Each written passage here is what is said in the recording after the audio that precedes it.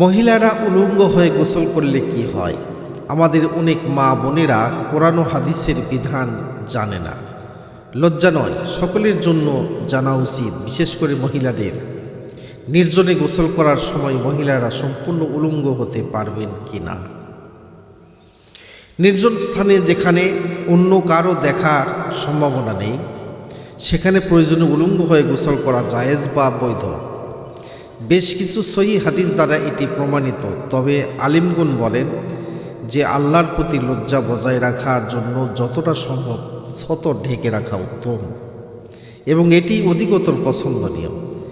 এর কিছু কারণ হলো আল্লাহর প্রতি সম্মান ও লজ্জা প্রকাশ করা, ফেরেশতাদের প্রতি লজ্জা করা যারা মানুষের সাথে থাকেন, ইসলামে নির্জনে থাকাকালীন ও আল্লাহর প্রতি লজ্জা বজায় রাখার শিক্ষা দেওয়া হয়েছে।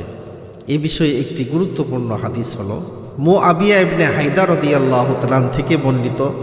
তিনি বলেন, আমি বললাম, হে আল্লাহর রাসূল, আমাদের সতরের কতটুকু অংশ আমরা আবৃত রাখব, কতটুকু অনাবৃত রাখতে পারব? তিনি বললেন, তোমার স্ত্রী ও কৃতদাসী ছাড়া সকলের নিকট থেকে তোমাদের সতর রক্ষা করবে। আমি বললাম, হে আল্লাহর রাসূল, লোকেরা যখন পরস্পর এক জায়গায় সমবেত থাকে। তিনি বললেন, যতদূর সম্ভব তোমাদের সতর যেন কেউ দেখতে না পায় তুমি তাই করবে।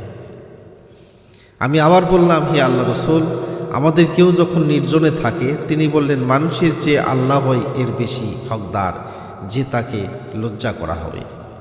এ হাদিসটি প্রমাণ করে যে নির্জনেও আল্লাহকে লজ্জা করা ঈমানের একটি গুরুত্বপূর্ণ অঙ্গ।